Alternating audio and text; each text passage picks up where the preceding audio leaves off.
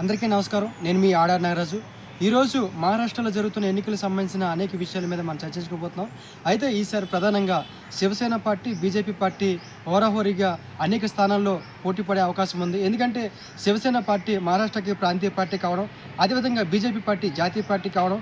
ఇది కూడా శివసేన పార్టీ హిందూ వాదంతో ముందుకెళ్ళడం జరిగింది. బీజేపీ పార్టీ కూడా హిందూ వాదంతో ముందుకెళ్ళడం జరిగింది. అదేవిధంగా 2019లో జరిగిన ఎన్నికల్లో శివసేన అదేవిధంగా బీజేపీ పార్టీ 2 పార్టీలకు వచ్చిన ఓట్లతోటి ప్రభుత్వాన్ని ఏర్పాటు చేయడం జరిగింది. కొన్ని విభేదాల కారణంగా శివసేన, బీజేపీ పార్టీ విడిపోవడం జరిగింది. అయితే ఇప్పుడు శివసేన పార్టీకి కాంగ్రెస్ పార్టీ సపోర్ట్ చేయడం జరుగుతుంది. అదేవిధంగా NCP national Congress party Sharad Pawar గారు కూడా సపోర్ట్ చేయడం జరుగుతుంది. అదేవిధంగా బీజేపీ పార్టీకి షిండే గారు సపోర్ట్ చేయడం జరుగుతుంది. కాబట్టి 2 కూటములుగా విడిపోయి ఈసారి ఎన్నికల బరిలోకి వెళ్ళబోతున్నారు. అయితే 2 కూటములు వాళ్ళ అభ్యర్థులను ప్రకటించినా సరే మాత్రం ఖచ్చితంగా 50 స్థానాలు మహారాష్ట్ర ఎన్నికల్లో శివసేన పార్టీకి అదేవిధంగా బీజేపీ పార్టీకి హోరాహోరీగా పోరి ఉండే అవకాశం చాలా ఎక్కువ ఉన్నాయని కూడా మనం చెప్పుకోవచ్చు.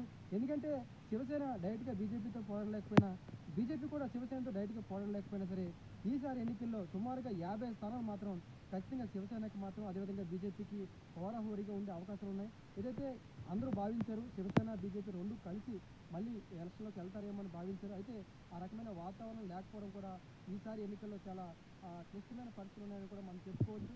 కాబట్టి ఈసారి ఎన్నికలకు కాంగ్రెస్, బీజేపీ కాకుండా లేకపోతే లేదంటే బీజేపీ, శివసేన కాకుండా ఈసారి కొన్ని స్థానాలు మాత్రం సుమారుగా 50 స్థానాల వరకు ఖచ్చితంగా కాంగ్రెస్ ఏదైతే శివసేన పార్టీ, బీజేపీ పార్టీ హోరాహోరీగా ఉండే అవకాశం ఉంది. అటు కాంగ్రెస్ పార్టీకి కొన్ని సీట్లు ఉన్నా, శివసేన పార్టీ కొన్ని సీట్లు ఉన్నా, అదే ఎన్సీపీ కూడా కొన్ని సీట్లు పొత్తుల భాగంగా అందరికీ ఎవరి సీట్లు వాళ్ళు విభజించుకున్నా సరే మాత్రం ఖచ్చితంగా శివసేనకి, బీజేపీకి మాత్రం ఖచ్చితంగా 50 స్థానాలు తగ్గపోరు ఉండే అవకాశం ఉంది. ఎందుకంటే ఐడియాలజీ ప్రకారం అదేవిధంగా శివసేన పార్టీ ప్రాంతీయ పార్టీ, బీజేపీ పార్టీ జాతీయ పార్టీ, ప్రాంతీయ పార్టీని విడగొట్టారు అన్న భావన, కొంత సానుభూతి మాత్రం శివసేన పార్టీకి ఉంది. కాబట్టి ఈసారి ఎన్నికల్లో ఖచ్చితంగా శివసేన, బీజేపీ చాలా స్థానాల వరకు హోరాహోరీగా ఉండే అవకాశాలు ఉన్నాయని కూడా మనం చెప్పుకోబోతున్నాం. ఖచ్చితంగా ఈసారి ఖచ్చితంగా ఎక్కువ శాతం మాత్రం బీజేపీకి, శివసేనకి ఇండైరెక్ట్గా పోరుండే అవకాశాలు ఉన్నాయని కూడా మనం అనేక విషయాలు మనం అక్కడ గమనించి ఈసారి చెప్పడం జరుగుతుంది. కాబట్టి ఖచ్చితంగా